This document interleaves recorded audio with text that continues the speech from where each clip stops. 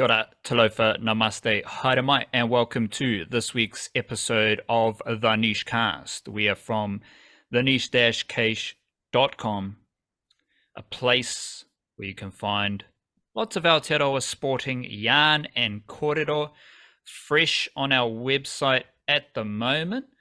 We've got the weekly Flying Kiwis edition.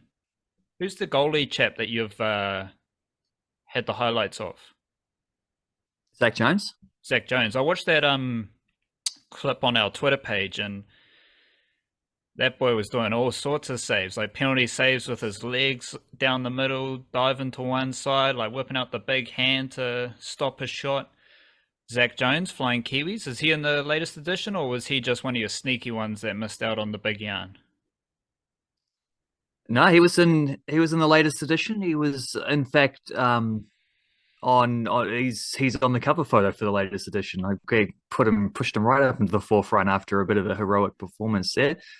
3 penalty saves in the same game, 1 during regular time and then 2 in the shootout, the first 2 in the shootout. I actually thought, though, the other save that I put in there, he was like denying a one-on-one, sticking a hand out. I thought that was the best of the bunch. That was some nuts stuff from Zach Jones, former Wellington Phoenix academy goalkeeper, also spent a bit of time playing some National League stuff as well. Very good prospect. If you do love the football, you can read all about Zach Jones on the Flying Kiwis, the latest Flying Kiwis edition. We've also got the Under-20 World Cup team squad and preview.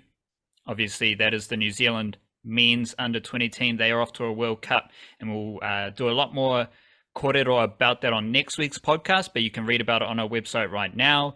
We've got the Wellington Phoenix season debrief that is live on our website.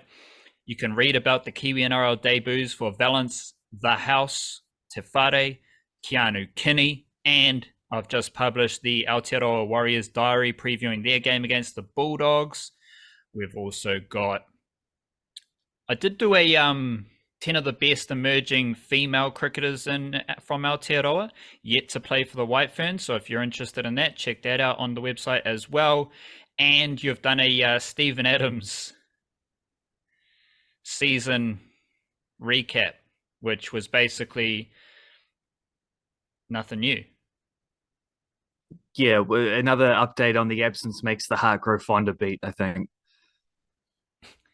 I don't think anyone really needs an update on absence making the heart grow fonder. You know, that's pulling at your heartstrings. I don't think anyone needs an update on that unless it's Stephen Adams, and then we're just like celebrating Stephen Adams because what do you know? Stephen Adams doesn't play for the Memphis Grizzlies. The Memphis Grizzlies start to suck. And that's just the Stephen Adams impact. We put Stephen Adams on a pedestal because he is an absolute superstar of global basketball. All of that is on our website right now, along with a bunch of other things. We've got a massive archive. You can search Niche Case and whatever else you want. Some link will probably pop up on your search. So check out our website, theniche-case.com. Also a bit of music there. Weekly playlist, monthly album reviews. It's all there for you. We just love Aotearoa, and we're broadcasting Aotearoa excellence to the best that we can on our website, theniche-case.com. We also have our Patreon whānau. Big up the Patreon whānau. Patreon.com/our niche case, EL niche case. We do a podcast there earlier in the week, recapping all the weekend sporting action. Got in our feels about the Wellington Phoenix, the Warriors, and the Blackcaps. So that's all there for the Patreon whānau. And if you do appreciate our mahi, you can support us straight up the guts via Patreon. That's the easiest way to support us. Otherwise, if you can't split with your hard-earned cash, it's all good. You don't need to donate to the Niche Case via Patreon. You can if you want to. You can if you can, but you don't need to. You can just tell a friend. You can just support our mahi, retweets, interactions, checking the website, checking the podcast, tuning in to the best as you can. That it all supports us as well. But big up the Patreon whānau for keeping the Niche Case running. And tomorrow's Friday, so that means our Friday email newsletter will be dropping Friday evening. We deliver those twice a week, every Monday and Friday evening. Friday will have me checking in on some Kiwi-NRL juniors. I was intrigued to see that Felix Fa'atili Hornby Jr. from Christchurch. He has been named in the Cronulla Sharks Jersey Flag squad after being an absolute monster in the Cronulla Sharks SG Ball squad, under 19s moving up to under 21s, and there's about 6 or 7 other lads who have moved up from SG Ball to under 21 Jersey Flag as well. So every Friday I check in with the Kiwi-NRL junior team list to break down lads from Aotearoa, and who knows what the wildcard will dish up on his football, basketball beats. But I do know that, like me, I recap Warriors footy on a Monday in the email newsletter. Nico the Wildcard recaps domestic football in the land of the long white cloud on the Monday newsletter as well. What was the standout? I do remember you talking about that 90-minute winners and all that. And I dropped that on the variety show as well. So you can read all about that on the Monday newsletter. But I'm always interested, like, is there a player? Is there a crop of talent that is interesting you at the moment? You got any players? You got any little pockets of emerging football talent within Aotearoa that is really intriguing you at the moment? Well, in light of the Under-20 World Cup that's about to start, it's probably worth mentioning that the Wellington Phoenix Academy have been doing pretty well so far. They're under-20s in the Central League, doing excellent things. I reckon there's also definitely a bit of a sneaky pocket as well with that Eastern Suburbs team too, who didn't make the National League last year, but so far there's 6 wins and 2 draws and 0 losses. They're undefeated through the first 8 games, which has them level on points with Auckland City. So if you're keeping pace with Auckland City, you're doing all right. And that Eastern Suburbs team has two like homegrown players in the under-20s squad, which Ian Raj and I think it was Jackson Jarvie. They also have Joe Knowles in goal, who was eligible for that team but didn't make the cut, but had played during some qualifying, so he was close. And they've got a couple of ex-Phoenix guys. Adam Supik is in the under-20s squad. He's a fullback who used to play for the Phoenix Academy but moved forward. And Lewis Toomey is a bit older, but he's an ex-Phoenix guy as well.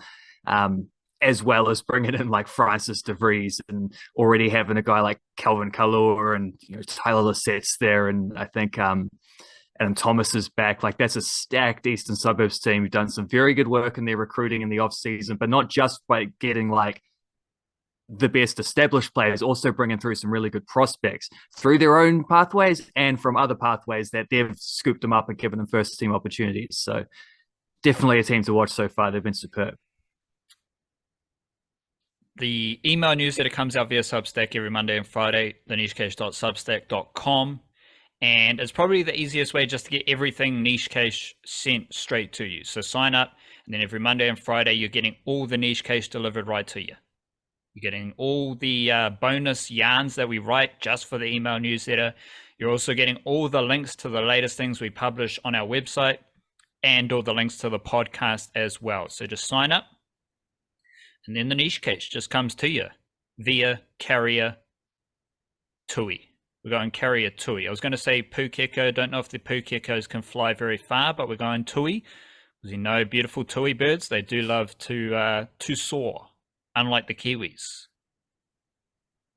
Because they're not flying I've seen Kiwis. Pukeko soar, though. I have seen them soar. No, I don't know. I agree. I don't know about the distances, but I've definitely seen them get scared by the cars and fly up trees and stuff like that. They have a crack. I thought you were going to say like carrier Kiruru or something. The Pukekos definitely have a crack. Oh, they do. They're nasty also... little bastards too. They rip up veggie gardens and stuff like this, I can tell you. Well, easy on. Like, we can't... I'm not going to accept any hating on Aotearoa's native birds. That's not happening on our podcast, so I will like you to take that back and apologize to the Pukekos.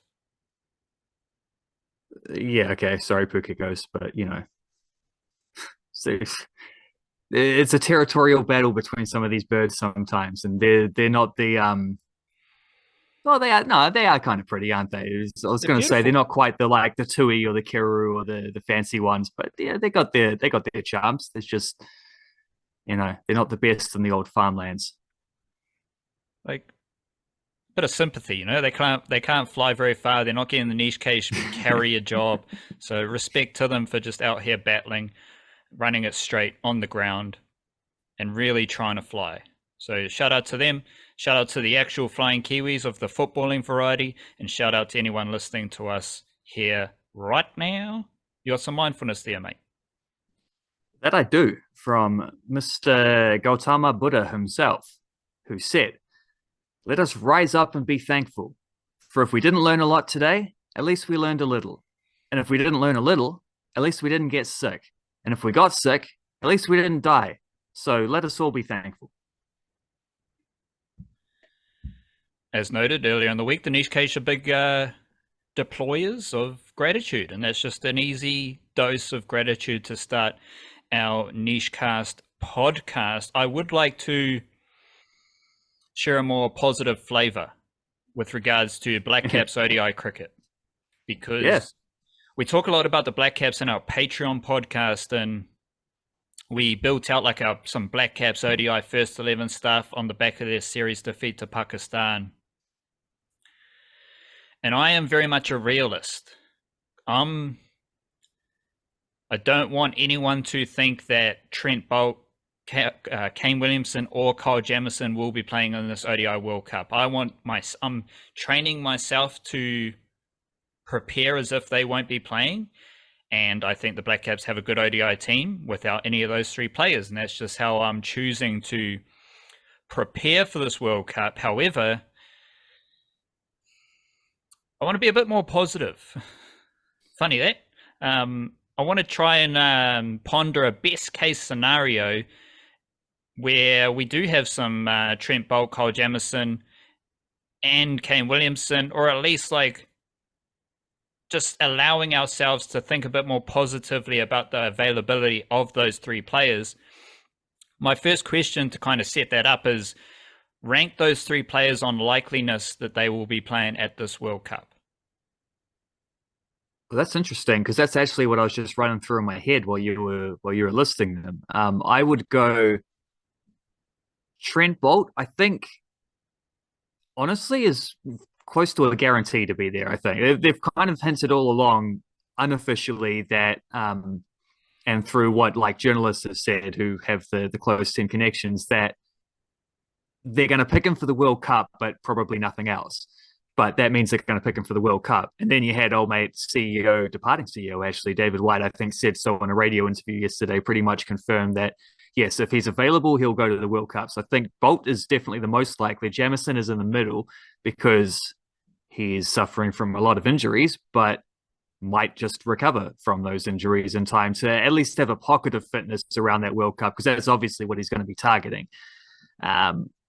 And then Williamson, just the timeline of the knee injury and the seriousness of it, and from having followed a lot of footballers recovering from that particular knee injury as well, you don't really come back from that in like 7 months or whatever the time frame is for him. So I'd say that's incredibly unlikely. Jamison's like 50-50 in the middle. Boult seems very likely. Williamson seems very unlikely. They did say they might keep Williamson around as like part of the team staff, just to have his golden presence rubbing off on the folks. I'm sure he'd be an excellent coach as well. So that's cool. But in terms of playing, don't think so. But yeah, rankings, I'd go Boult, Jamieson, Williamson, and I think there's quite a bit of distance between each of those three spots.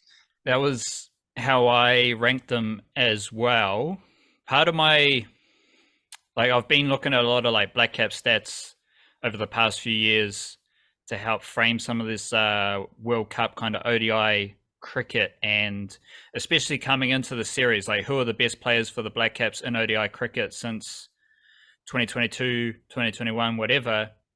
Most of them aren't playing in the series against Pakistan, so that helps set up the previewing that series. But I kept ignoring Trent Boult's stats because I didn't want to put it out there, because I'm preparing to play cricket without Trent Boult, and I don't want to think about how Trent Boult is averaging 16.2 since 2020 in ODI cricket, which is easily the lowest average of Blackcaps ODI bowlers. He's also the most economical. He's basically, apart from Doug Bracewell, who only played 2 games, Trent Boult is the only bowler conceding less than 4 RPO since the start of 2020. And that is to say, Trent Boult's really good at bowling. And if he would be a welcome addition to the World Cup.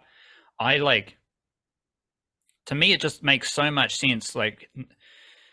Just let him play the most important games. He's an absolute champion of Kiwi cricket. There is no responsibility to try and get Boult to play random series because that didn't happen before. We've talked a lot about that.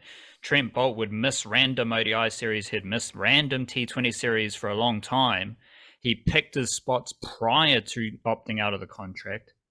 And he is someone like Kane Williamson who, if they're available, chuck him in. If he's not available for anything else, who cares? It's a World Cup. Just get him in the World Cup and see what happens. He is genuinely still the best bowler from New Zealand in all 3 formats, I reckon. So that'll be useful. Kyle Jamieson's interesting because I don't know how much cricket he will play before coming into the World Cup if he is healthy. He is, since the start of 2020, he's averaging 26.9, which is really good for these Blackcaps bowlers. And he would be, I just don't if it's him or Adam Milne, and Adam Milne's playing a lot of cricket, then it's an interesting decision. If it's Kyle Jamieson or Lockie Ferguson even, Ferguson's, playing cricket. Kyle Jamieson isn't. So that's the only thing that's weird about Kyle Jamieson is he is a weapon, but he hasn't played a lot of cricket recently. And I'm going to allow myself to think that Williamson can play in this World Cup. We're here for the best case scenario. He's working hard. I'm sure he's got some Aotearoa vitamins helping him out as well. And he is a very diligent human being. He's a very thoughtful human being who will be putting a lot of effort into his recovery. And who knows? There's a chance, if he's available, if he can walk, he's got to be there. Not just as the mentor. He's going to be there as a mentor, coaching dude, whatever, mindfulness coach, whatever he wants to do, he'll be there. But if he's 95%, he's there, in my opinion. If he wants to be there, he's there. And this is the best case scenario. So I am allowing myself to think of Williamson being available. Well, was it Waisake Naholo? Didn't he recover for a Rugby World Cup from a broken leg in about 4 weeks or something ridiculous, using traditional Fijian medicines and whatever? I don't know what Kane Williamson's version of that is. Maybe some of that, I don't know, Mount Maunganui sand or something like that, or maybe some kind of seaweed washing up in the surf, or some kind of, I'm sure there's something he can bring a little bit of extra magical guidance for him for that leg. I mean, there's the thing about some of those injuries as well, because I've been tracking a couple ACL injuries with the football ferns, obviously, because Ria Percival's been out for a long time, and Ali Longo as well. Neither of them have been ruled out for the World Cup. Percival took, I think, 13 months to get back from hers. And it happened about 4 months before Longo. And Percival came back last week and played her first game for Tottenham. Longo doesn't have the advantage of a professional club based with all the medical facilities that Tottenham Hotspur are going to be able to offer.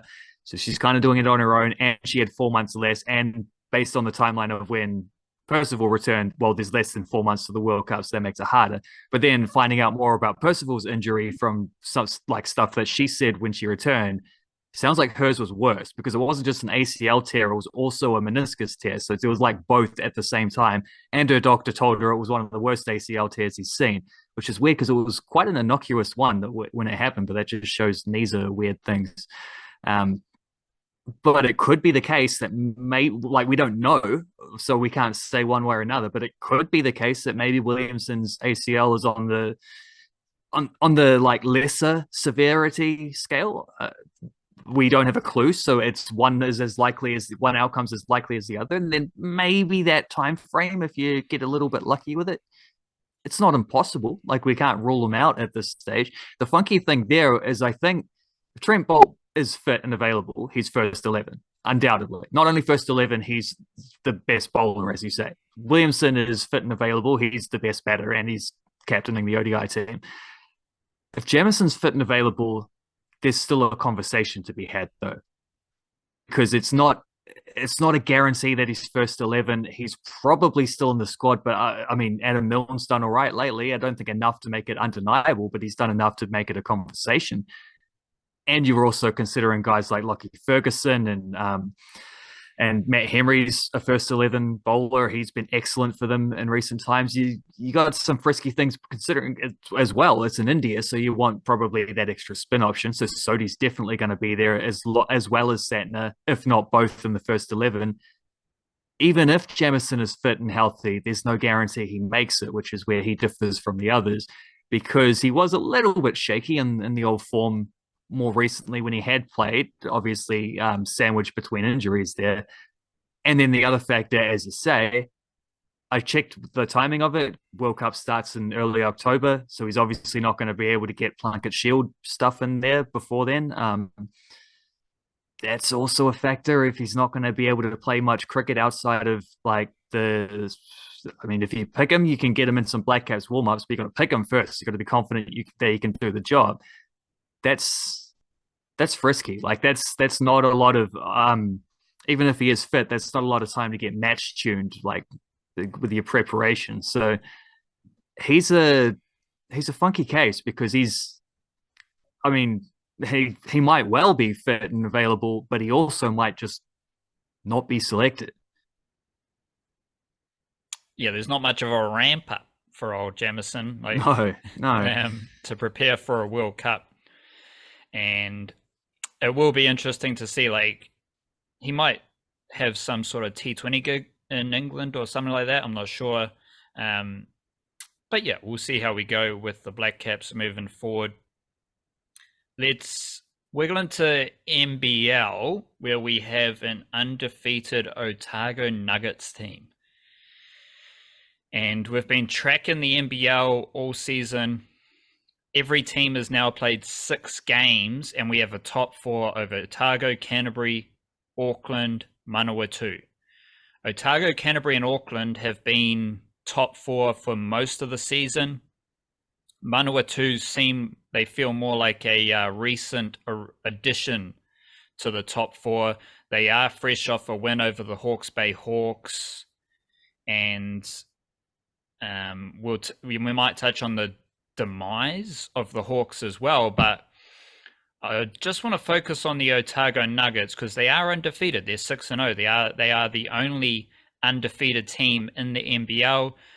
What stands out to you about Otago Nuggets basketball since the last time we talked? Basically a week where they defeated Auckland Tuatara and they also defeated Franklin, both of which are in the top 6. So those are 2 impressive wins for the Otago Nuggets. We talk a lot about Sam Timmins.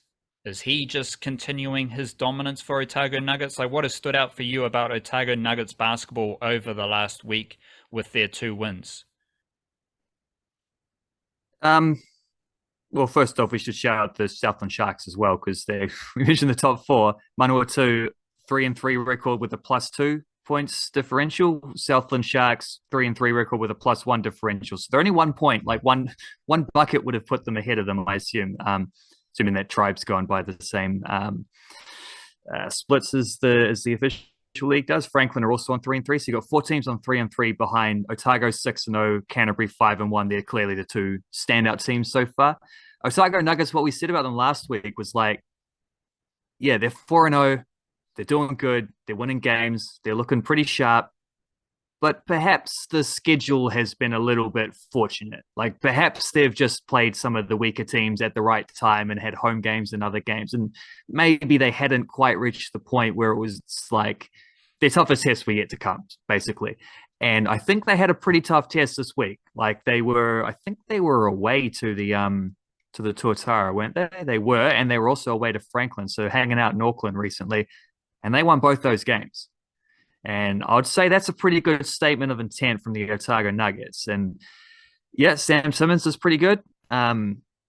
They got the Bro Withers, American import, is fantastic. He's not like he's an import a little bit more in the, I don't know, Derek Pardon kind of mold, where it's like he's going to get you a baseline of points, but he's also maybe the best defender in the league, which helps immensely as well. I think McLaughlin, another import who's been able to supply them with a bit. They got this fella Harris as well, who's which I think it's Perth. I think he's with Perth. He's Australian. He's about 22 or 23.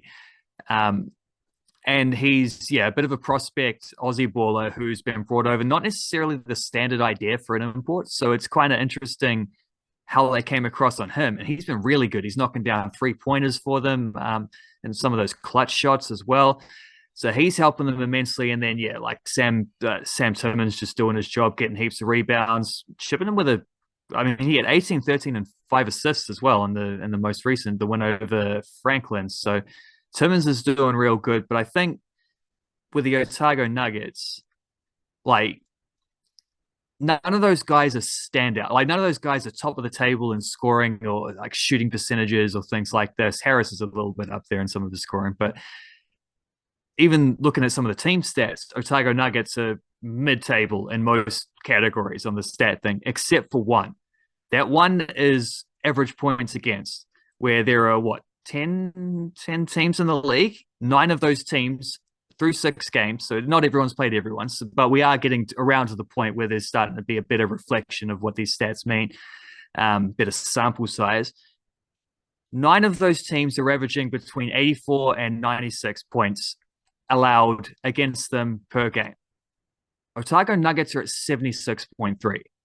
So they may be sort of average in a lot of the stats, but average is perfectly good enough when you have by far the best defensive team. Sam Timmins is a big part of that. I think it's Todd Withers is a big part of that as well. That's why the Otago Nuggets are first. And I think that became pretty clear watching them over the last couple of games going away, still getting victories. The reason they're beating good teams now and the reason why they are defending champions as well. I think that's probably something we undersold. I undersold last week talking about them. They are defending champions, so they're hanging in there. And the best defensive team in the NBL by a comfortable margin at this early stage of the season. You didn't mention Jack Andrew, local lad for the Otago Nuggets. What's his role? What do you reckon? Is he a big man? I see he is 5th for average minutes per game, 17 minutes, which is a nice jump on the next lad, Matthew Bardsley. But he's below the 20 minutes per game mark. So he's contributing. Is he like a big man Otago type of baller who just rips in team first, gets his defensive mahi done as part of the best defensive team? You reckon he's got a bit of X factor? Like, what's the profile on Jack Andrew? Well, I don't think he played in the last couple of games, which is why I didn't mention him, because I was going through those scorecards. But Jack Andrew, I think most interesting aspect about him is that he was a development player for the Perth Wildcats last season and is still under contract for the upcoming season as well. So he's definitely a prospect who has been scouted out and seen like, this fella's got something.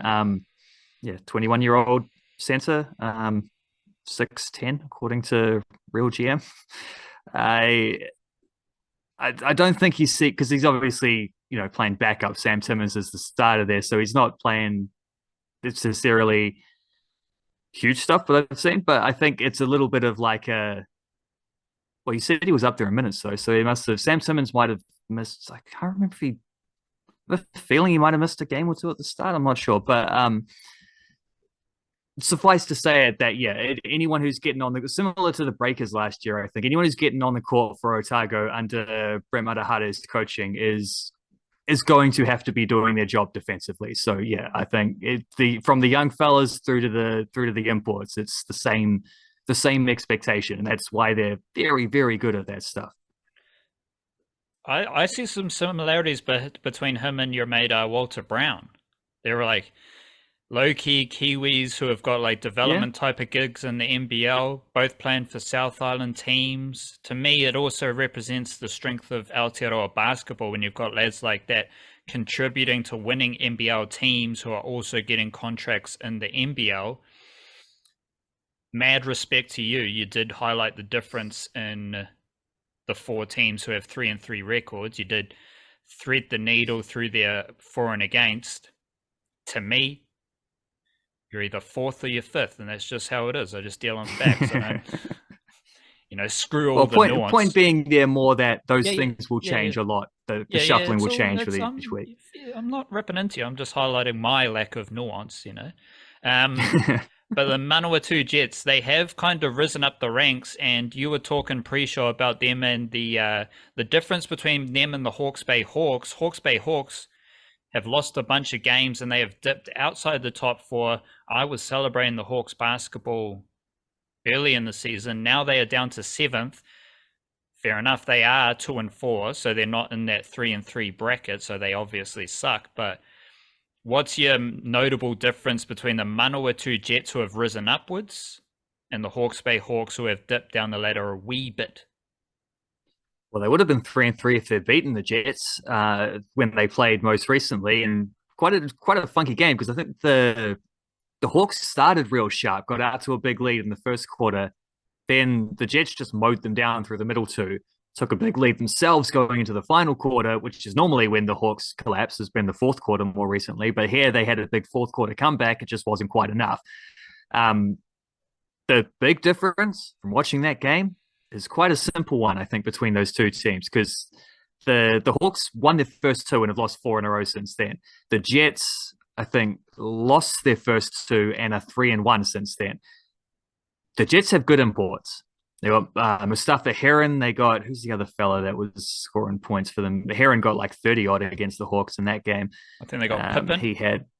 Mr. Pippen the second. And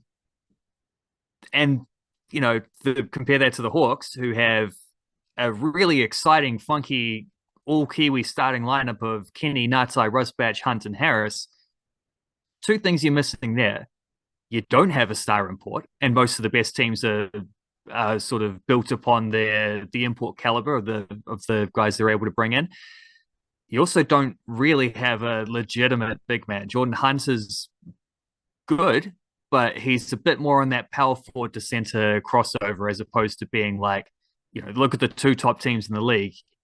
Otago has Sam Timmins and Canterbury have Ty Wynyard, at least for another game or 2 before he leaves. The best teams have got that like big man, dominate the paint, center kind of presence. Hawke's Bay don't have that, so I think that's something they've struggled with a little bit. But also, you've got Daron Ruakawa on the bench. They kind of been, for the most part, like Denon Brook gets a little bit, Tutanga Lavelle gets a little bit, but those are smaller minutes. Mostly you're going with like a 6-man rotation. They had a triple overtime game early in the season. They work in a 6-man rotation without an import for these first few games. I think it's pretty clear where the Hawke's Bay Hawks were slipping up. It's not the talent, it's the fact that like they blew some fourth quarter leads in some of those games. They're getting tired. They just don't have the depth that other teams have got. And that matters over the course of a season where you'll often be playing like 2 games in a week and things like this. They have brought in a fella import by the name of Lee, who scored 13 points in 16 minutes off the bench in his first game before fouling out. That's a handy addition. That's certainly going to ease the pressure a little bit. So I think the Hawke's Bay Hawks, they've got a charge in them. They can swing this back around. But I think as to why they've lost 4 games in a row and stumbled out of being what looked like at first to be one of the title contenders, I think it's relatively clear is that they just didn't have the depth. They were relying on their main guys too much, and those guys were tiring and not being able to hold on in fourth quarters against other teams. Whereas a team like the Jets, good solid options, deeper bench, and then I'm looking, they had 4 guys on the bench who all played at least 9 minutes in that game against the Hawks. You're getting solid contributions there, but they've also got the imports who can take things over the top and just dominate scoring and carry a team in the clutch stages as well. Makes a difference in this league. It really does. let's get into the Wellington Phoenix, and I've got a really concise question. We don't need to go deep in the mangroves with everything about the Wellington Phoenix, but I am curious, given how the men finished their season, which came with the announcement of a new women's Phoenix coach as well, finishing this current A-League kind of cycle, and we've got two new coaches for each Wellington Phoenix team. What's your gut feel about the Wellington Phoenix as it stands early in May with two new coaches for next season, based on like you're processing a lot of like season debrief, overall thoughts, forecasting, checking in with the youngsters, the development pathways? Like, it seems like you are processing a lot of Wellington Phoenix information, but I just want your like intuition, your gut feel when I say old mate Chief and Paul Temple are the new Phoenix coaches. How you feeling? Well, I like the appointments. I like the internal promotion aspect of it, which is the same as they did with the previous women's coach. Like the last three appointments for head coaches have been internally sent up. They've been a really good club at developing, in particular, Kiwi players, but not exclusively Kiwi players. They've also developed a few good Aussie players coming through their ranks as well. Cam Devlin, probably the highlight of them on the men's side, at least. And this is all part of the same thing. I think it's part of the same process. You bring in, they're developing coaches as well as developing players. It's all part of the same holistic development club kind of attitude. Of course, the flip side with the development club is that you also often, and we definitely have seen this from the women's team, particularly in the first season, sometimes if you lean too far in that balance, you sacrifice results at the same time. And they've had a couple of wooden spoons in a row. So Paul Temple's job is to not only get them out of the wooden spoon, but hopefully get them into what's going to be an expanded playoffs for top six. And I think below the top 4 or 5 teams in the well, maybe top six last year in the A-League women's wasn't that much between any of those teams. I don't think it's that hard to go scooping up the table too far if they improve things, find a goal scorer. Those are all like risky aspects because it is hard to balance those two things, but they're not that far away on either count. And there is decent continuity coming on, but with both of those teams. I know only 2 women's players are signed up for next season, but I expect them to be able to retain most of the ones that they want to. Not all of them, but most of the players from this team moving forward. Men's have got 12 guys already under contract, which seems like more than they usually have at this stage. Pretty solid. They might turn to 13 as well if they can keep Nico Pennington. That's a solid base to move from, and about the right balance towards having a continuity, but also giving a new coach an opportunity to put a stamp on the squad. So with all those things considered, yeah, pretty good. Not overwhelming because new coaches is always a bit of a step into the unknown, but pretty good vibes about the Phoenix moving forward, largely because there is that continuity factor. It doesn't feel like there's any kind of rebuild or reshaping or hacking things up or anything. They can continue on their current trajectory and hopefully, to hit a few more of those season end goals as well next time. It is interesting that you describe the cohesion and like consistency when both team has a new coach. Yeah, like it is. That's a fair point. It's not to like poo-poo it. It's more like no, but it's valid context to it. Yeah, it is, and it's just an interesting idea. Like, how can you have, what's the word you use? Continuity. Yeah. Good words from you. It is an interesting idea. You've got continuity with 2 new coaches.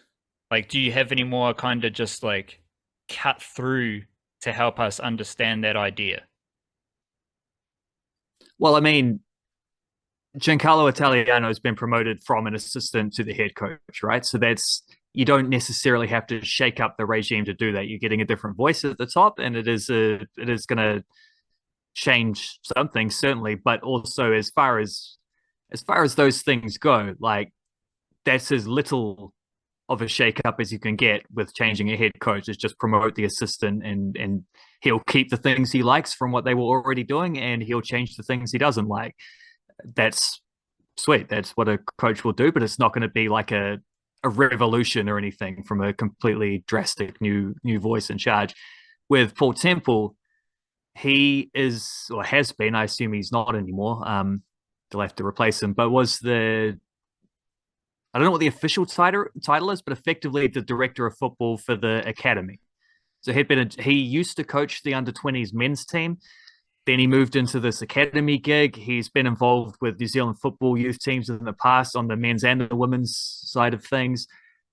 More recently, within his overall role as the head of the academy, the head of the footballing aspect of the academy, he was coaching the women's under-20s team, which has only just been invented, really. I mean, they had sort of had the squad they were working with last year, but now they're officially playing competition games. They're entered in the Central Development League boys under-17s, which, yeah, like it's...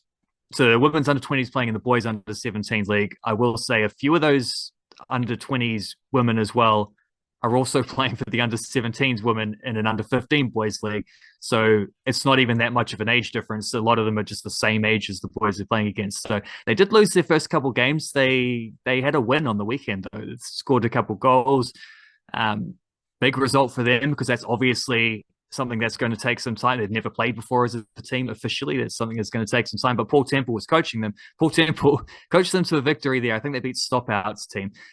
Coached them to a victory on Sunday morning, and then Sunday afternoon went and did a press conference as he was unveiled as the new women's A-League coach. So there's continuity there too, because if they lose players, we saw with Emma Main last year, if they do lose players, they have an academy now in the way that the men's team has been able to operate for a couple of years, where they can just boost up youngsters from within their system to that level. He's literally been coaching them. So it's not the same as the assistant to head coach, which is what we got as well with Natalie Lawrence after Gemma Lewis left. But what we've got is the reserves coach to first team coach. It's kind of the same thing in its own way. He's already been around the club working on these things. Styles of football and whatever don't need to change drastically, because there is quite a lot of the alignment, I think, through the Wellington Phoenix Academy. You tended to see last year the men's under-20s would play the same formation that the A-League team does, obviously with an eye on if we need a central midfielder or a right attacking midfielder, we can pick someone who's already been playing in that position to sit on the bench and fill things out. It's nice alignment there. I think it's definitely something that the Wellington Phoenix have put a lot of emphasis on in recent years, and this is all part of it. The coaching promotions is all part of it, is trying to keep a really cohesive club where it's not just about the first team, it's about the whole sort of the whole environment, all the teams from top down. I was pondering, Webster, Paul Temple does have a bit of Andrew Webster just in how on his coaching journey and his the getting experience in different jobs, different age groups, different locations, all that good stuff. But the best Warriors segue that you dished up there was how the Phoenix, and you mentioned this, I think, in the women's section, they're developing Aussies. And it's interesting because the Warriors this week have Ronald Volkman in the halves, and Freddie Lussick is on the bench. So 3 of the 4 lads behind me are young Aussie players. And Luke Metcalf is named at halfback in the Warriors New South Wales Cup team. And this has, I think some of the recruitment, the Volkman Lussick move was made at the same time, and that might have been under the Peter O'Sullivan umbrella. I think Rocco Berry he's a prototypical Peter O'Sullivan type of recruitment move, but you do have specific recruitment by the Warriors in the types of Australians they do sign. I think Jackson Ford is a pretty decent example. Dylan Walker's a pretty decent example. Marcelo Montoya's worked out pretty well as well. But just this week, you've got some of these young Aussie lads are taking center stage for the Warriors. Volkman comes into the halves for their game against the Bulldogs. Freddie Lussick started at hooker against the Panthers and was really aggressive, solid in defense, and now he's on the bench alongside Dylan Walker and, as I said, Luke Metcalf starting halfback for the New South Wales Cup Warriors. And this sets up their game against the Bulldogs, where I'm fascinated by the Dylan Walker going back to the bench, because a key aspect of their winning footy this season was Dylan Walker coming off the bench around 20 minutes and completely changing the makeup of their middle forwards, because he's much faster and he's much more skillful than most middle forwards, which was a key element of their winning footy. Then he goes to the halves and you lose that. So like earlier in the season, I broke down some key trends of Warriors footy. It was passing. It was the passing in the middle of the field and the skill and versatility in their middle forwards. And now you're seeing Dylan Walker go back to that position. I think that's a really interesting aspect of Warriors footy. And then when you've got Ronald Volkman coming in the halves, you've got another kicking weapon. Look, as we get a lot darker here, because there's going to be absolute buckets of rain falling down as per usual.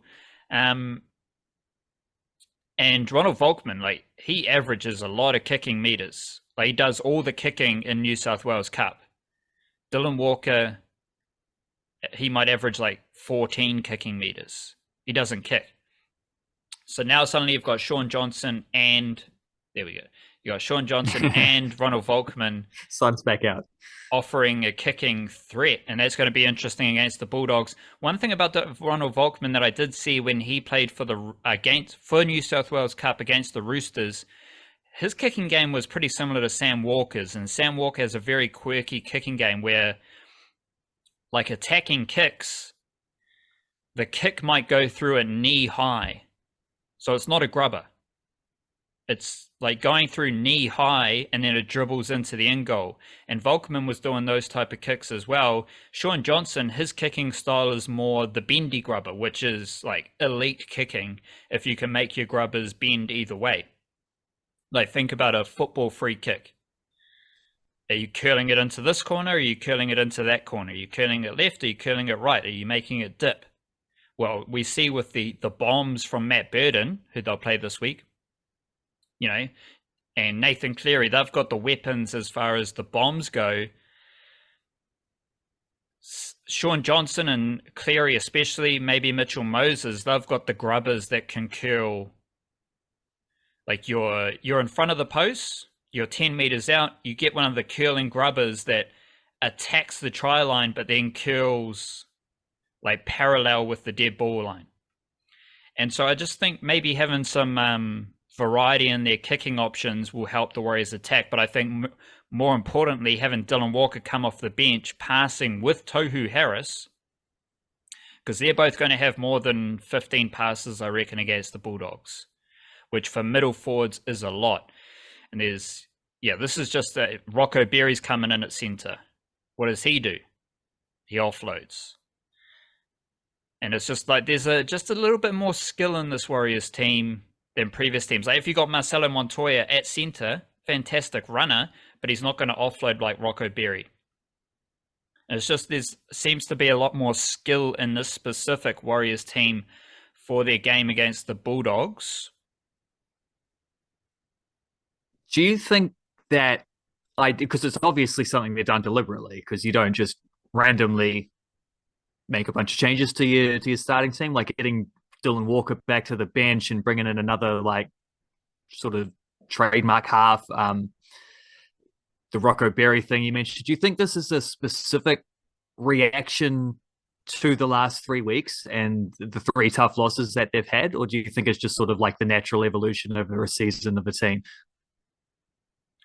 It's an interesting question because you could Volkman wasn't injured, right? Like he could have played any of those games that Storm, Roosters, Panthers. And part part of me wants to say that I think the Warriors were just trying to get through that period and just do the best you can, really tough games against high quality opposition. And there are like 3 teams that are going to target Ronald Volkman ruthlessly. Like if Ronald Volkman was playing against the Panthers, that's Nathan Cleary's edge. And I can't remember who was playing edge forward for the Panthers, but they would be putting a marker on Ronald Volkman. And that could still happen against the Bulldogs, but the Bulldogs are not one of the 3 best teams, as I keep saying, of the past 2 decades, right? Like Storm, Roosters, Panthers, they're a different gravy. And they're really good at rugby league, and they're going to really challenge your weaknesses, which I don't think they actually did, because I don't think there was any like glaring weakness in the Warriors. So they weren't necessarily challenging the Warriors' weaknesses. They were just trying to play their best footy. Storm is a very robust, high emotion game that the Warriors never win. Roosters was wet weather footy, so the Roosters are just trying to focus on what they do best. Panthers, they're just going set for set with the Warriors and outlasting the Warriors. Like we said it earlier in the week on the Patreon podcast, the Warriors play footy under Andrew Webster. They're trying to play a similar style to the Panthers, and they're doing a pretty good job of it. But that's very difficult to defeat the Panthers with, because the Panthers are far better at it. Understandably, they are back-to-back champs. They had Fisher Harris coming back, so on and so forth.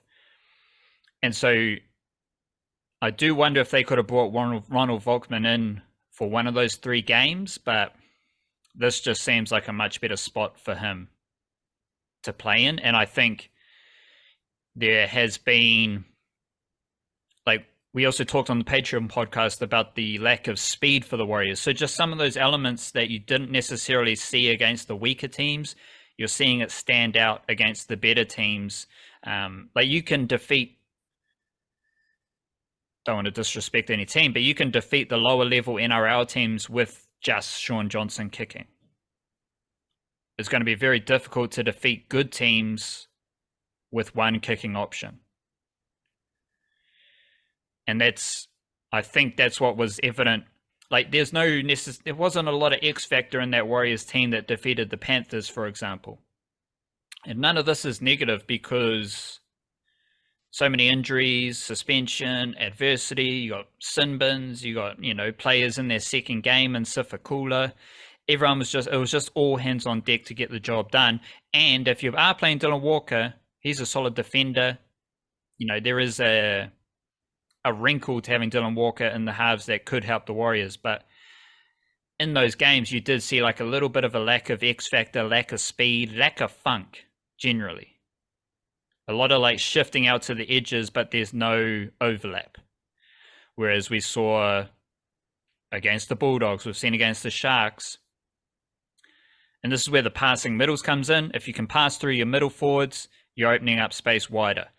But against the best teams, Roosters, wet weather footy, and Panthers, a lot of those shifts to the edges, they just end up center on center, winger on winger.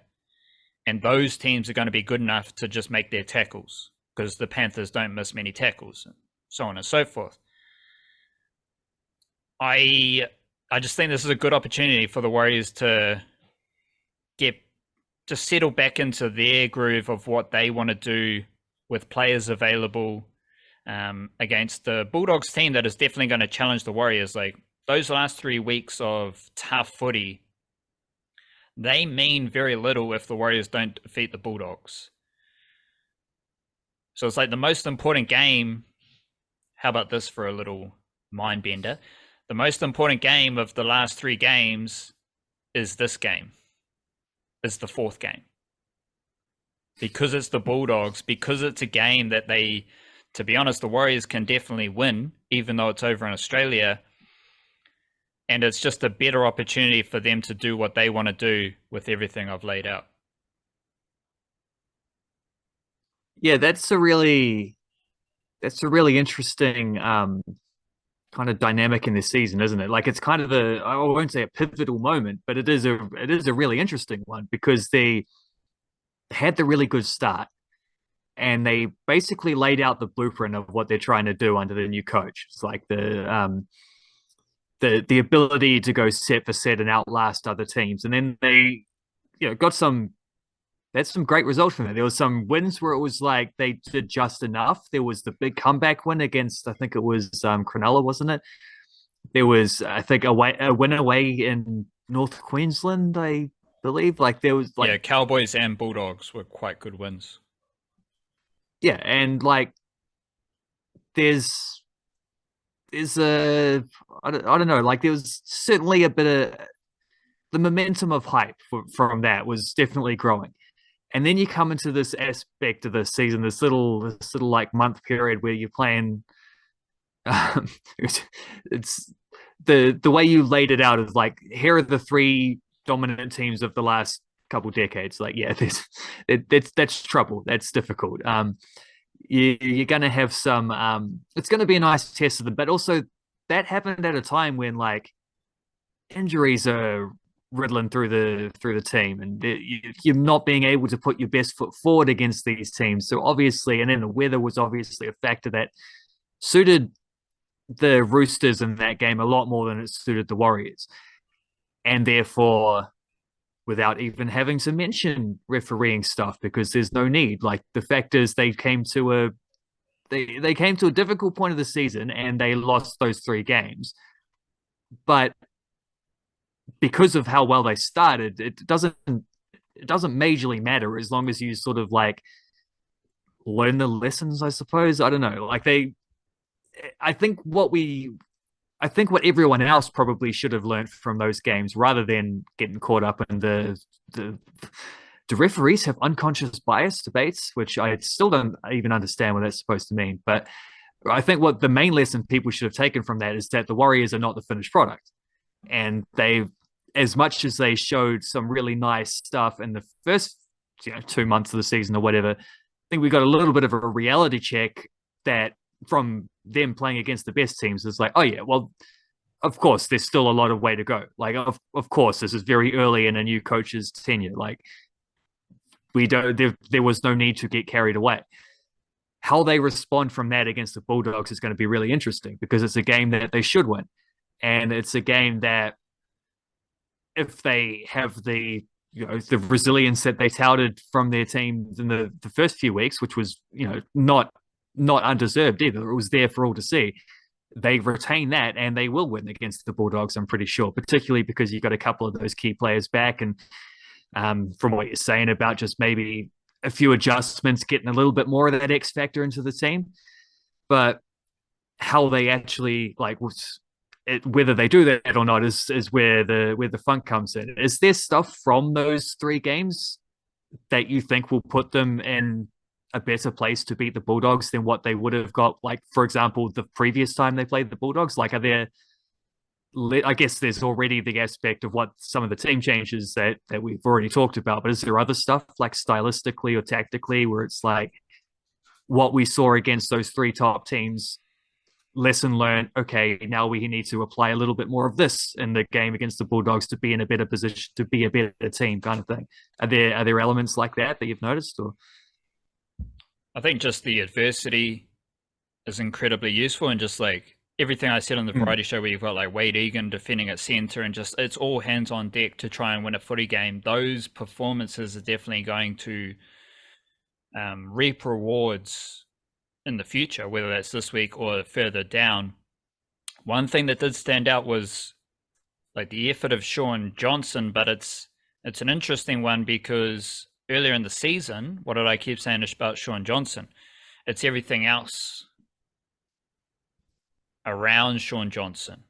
Shaun Johnson is the least interesting Warrior because when the Warriors were winning, everything else was happening. Tohu Harris and Dylan Walker are passing. The forward pack is robust, and Mitchell Barnett's got some aggro, and Tamari Martin is just pure class. Like, Tamari Martin is the most undercover Warriors player there is. Well, against the three best teams, it was kind of all Shaun Johnson. And that's really impressive. That's really encouraging. But there's a difference between when the Warriors are winning, it's everything else. But when the Warriors are losing And this isn't because of Sean Johnson. It's just an easy difference to spot. Because against the Panthers, it's Sean Johnson putting the kick in and chasing his own kick. Whereas when the Warriors are at their best, it's Sean Johnson putting a kick in and there's actually a winger chasing the ball, which wasn't happening against the Panthers, right? Like Sean Johnson has to chase his own kick because for whatever reason, no one else is chasing his kick. Sean Johnson has to put on a step and do this because the rest of the team isn't creating points.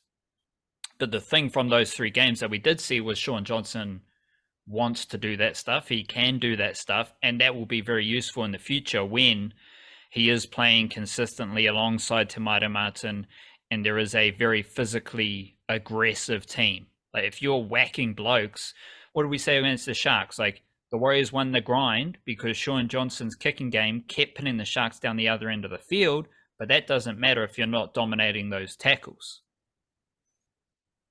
So it's like there's things that Sean Johnson does that the team and everyone around him has to support. And that's when the Warriors are at their best. And that's when it goes like there's so much else happening that Sean Johnson isn't the most important bloke. But over the last 3 weeks, we did see Sean Johnson's the most important bloke because there's not much else happening defensively or in attack. In the variety show, I did lay out the Sifakula Tom Ale stuff.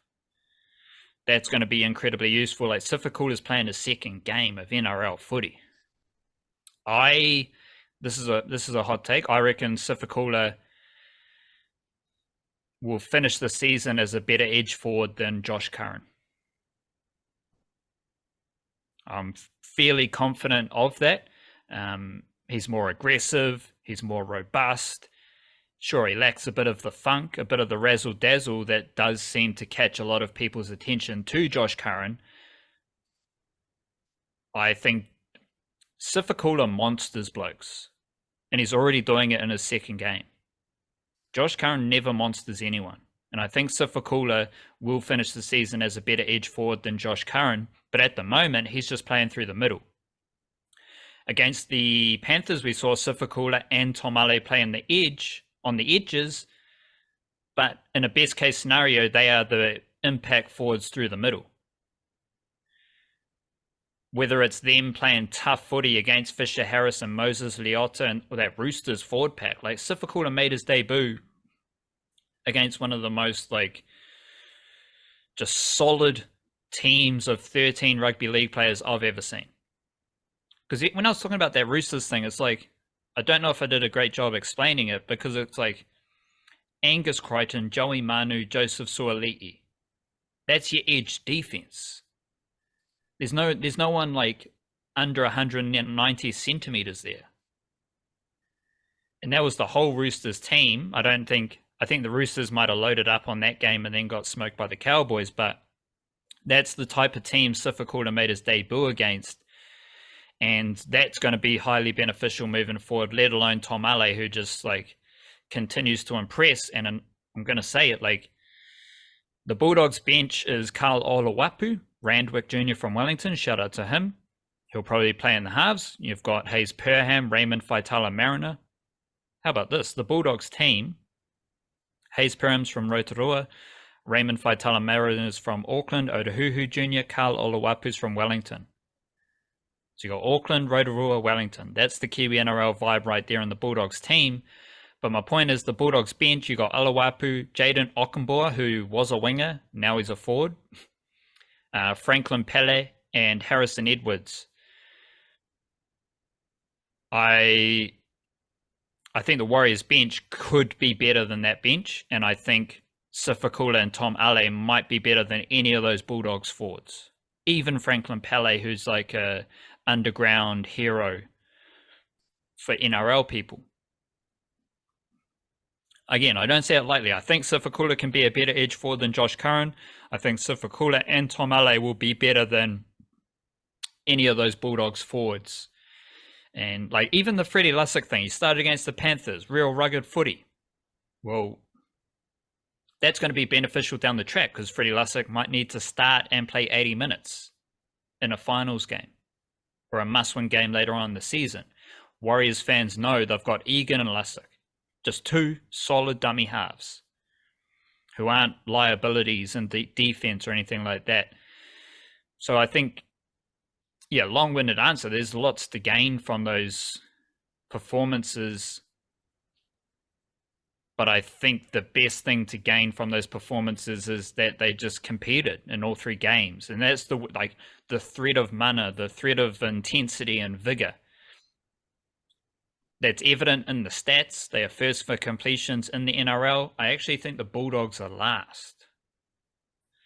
Let me just pull that up to confirm. There's only like 7% difference, so it's not a huge difference between first and last. The Warriors are first, 82%.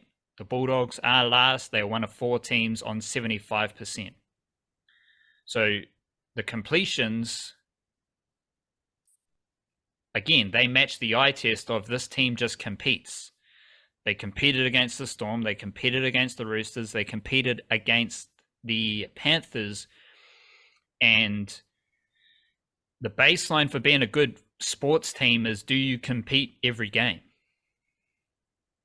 If you compete every game, you might catch the other team when they're not competing. That's how you get a win. That's how you get 4 wins out of 5 games. That's how you get 7 wins out of 10 games, is by just showing up and competing. You can take that to any other situation. Miami Heat in the NBA playoffs. They show up and they compete every single game. Sure, you can think of footballing examples like a Premier League that just shows up and then they don't play bad games. Their effort is there every single week. But anyone who's had any inkling of Warriors history knows that competing every week is a major area of weakness for the Warriors in their existence.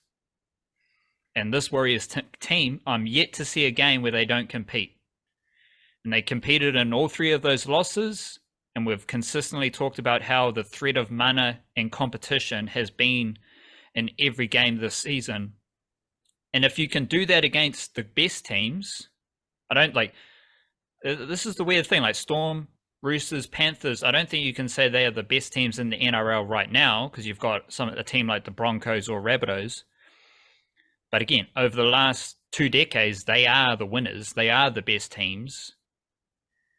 And if you can compete against them, you can compete against any team. And that's what the Warriors are doing week in, week out, which is, again, for anyone who knows anything about Warriors footy, is a reason to be grateful. Yeah, that consistency from game to game, like being able to turn up at a consistently high level of, I guess the energy is always important. The execution is even more important. But that's often what you see, for example, for example, was something we didn't get from the Wellington Phoenix fellas this season, is not necessarily that consistency. Interestingly enough, I think after a shaky start, I think certainly the last month or two, I think we actually did see a lot of that from the Wellington Phoenix women's team. They did turn up and compete most games. They just didn't always have the ability to turn that into victories. But that is a reason, throwing it back to 30 minutes ago when we're talking about that's another reason to be positive about them moving forward, because there is some positive momentum that they finished the season strong. And I think the Wellington Phoenix blokes know they're capable of more, so they're trying to figure that out. The Warriors have, they've shown consistent baseline of performance every game this season, and that matters. Like that is going to pay off. Like, we've just had a downswing for obvious reasons, injuries and a bad set of fixtures. There will be times in the season where they don't have injuries, or when the other team has injuries, and when maybe the fixture is a bit more favorable. Obviously, Origin period is one time where the Warriors often get an example of that kind of more favorable scheduling and whatever. Like, over the course of a long season, you can't overreact to the downswings, because there will also be upswings if you're a good enough team to take advantage of them. And the way to be a good enough team is to have that consistency week in, week out. So the fact the Warriors have got that, very positive. how's the reserve grade team going? Because I haven't checked in on you for that for a couple of weeks. Are they still up around the top of the table, the New South Wales Cup team? They're now third. They've had two. They had their second loss to the North Sydney Bears, which is basically their bogey team. But they also play the Bulldogs. Bulldogs are second. Warriors are third. Luke Metcalf comes in the halves, so it'll be interesting to see if he can help the Warriors defeat second place Bulldogs. No Lekahala Sema. He might be having a break. He might be injured. I don't know. But yeah, I want to just throw up some Kiwi-NRL stuff to finish. There are some really interesting games. Storm Broncos is a fantastic Kiwi-NRL matchup, but that's the Thursday night game. So we'll swing down to Panthers versus Roosters, where there is a lot of noise around Brandon Smith at hooker for the Roosters, the Joey Manu experiment in the halves, and that Roosters forward pack is coming up against the Panthers forward pack that now has Fisher Harris and Moses Leota. Like, straight up, I don't think the Panthers defeat the Warriors if Fisher Harris isn't playing.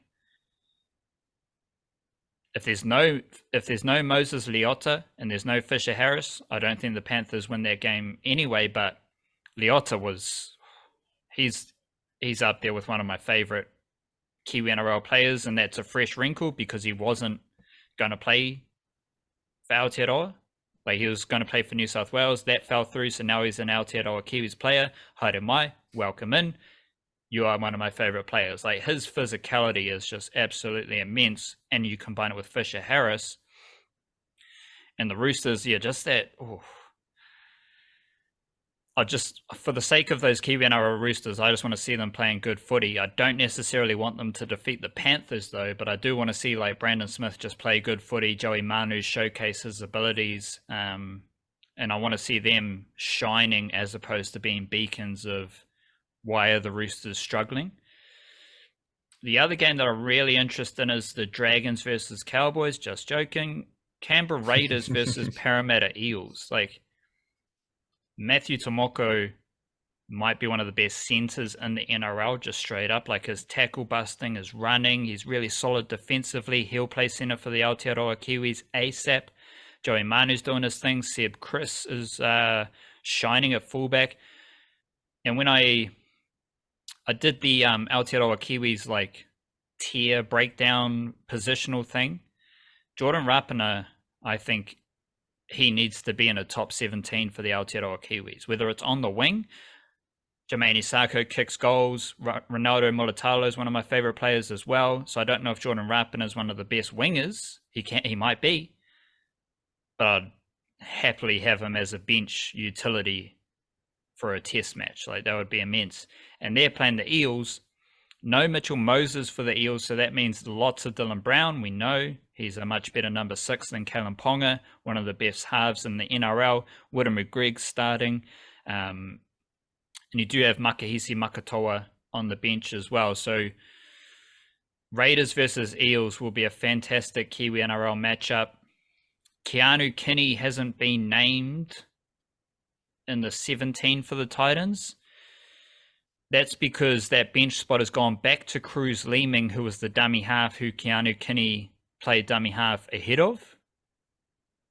I think the less dummy half Keanu Kinney plays, the better, because he's not a dummy half. But if he's on the bench, that means he's there because he's commanding selection ahead of Cruz Leeming.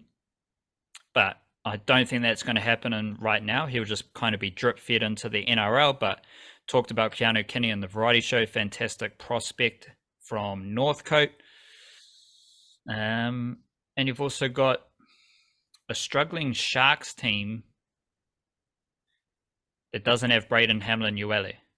And that's going to, I think that is impacting Sharks footy because he had a fantastic start to the season. They face the Sea Eagles, and the Sea Eagles just give me a bad vibe for a variety of reasons. But it'll be interesting to see if the Sharks can bounce back there. How are you feeling about your Dragons? Still, they've only got Ben Murdoch-Masila as their Kiwi NRL joker. And he's on the bench. He's lost his spot to Billy Burns. Shout out to Billy Burns. They're coming up against the Cowboys. You've got Peter Hiku. No Griffin Neem, so you won't get that experience. But you're preparing for a constant slide down the NRL ladder as a Dragons fan, I assume? Preparing. Where's the preparation? This has been happening all season. They've been sliding for a while now. I think they've lost 5 games in a row or something. Do you know what the most interesting Kiwi-NRL angle for the Dragons this season has been, though? And a fair play to Ben Masila, who I actually think has been quite good. But the most interesting Kiwi-NRL angle, at least according to some of the stuff that I've read, is that in the off-season, they brought in Daryl Halligan to work with Zach Lomax on his goal kicking. Zach Lomax, who already was playing right center pretty good, like not on an origin level or anything like that, but he's a pretty good right center. However, he did have this one key weakness of these like flick passes out the out, which he kept like the blind flick passes, which he kept throwing into the crowd rather than to his winger. So to get rid of that, rather than just, doing what a coach should do and coaching a player, the Dragons decided to move him over to left edge so that he couldn't throw that pass anymore because it's on the other side. It was also an idea to maybe shore up their defense on that side, but it took away Zach Lomax's X factor, and because that flick pass is part of his running game as well. He runs, he steps, he throws the pass. So you take out the good as well as the bad. He also, working with Halligan in the offseason, who supposedly told him, like, let's go with the height, like, the kicking tee is going with the taller kicking tee rather than the shorter one, because for some reason they thought that would work. What happened is Zach Lomax went from an 80% goal kicker to a 60% goal kicker, missed a key conversion in a game a couple of weeks ago. They've been losing by like 2 to 5 points every week, even though they keep losing close games. So long story short, Zach Lomax being played out of position wasn't playing very well. And then his goal kicking sucked because Daryl Halligan, old Chook, had taught him to kick wrong for some reason. Started working with him and made him so much worse. He gets dropped. And it didn't really affect the Dragons particularly, but it is another example of a bad coach doing bad coaching things. And I'm going to somehow stop you right there, because Kiwi angle there, Daryl Halligan was a big part of that. I can do a lot better than that. We've got Paul Turner in the halves for the Dragons in New South Wales Cup, and as I've mentioned recently, that's the runner-up. Te Umu Ariki Hiramia Tukere is a Turanga Waiwai junior who is now starting at centre for Dragons jersey flag. He was promoted from SG Ball. Shout out Riley Pascoe, Dragons half. He's from Greymouth. Big up the Niche Cage. Big up the Niche Cast. Love yourself. Kia kaha. Stay beautiful. Cha-cha.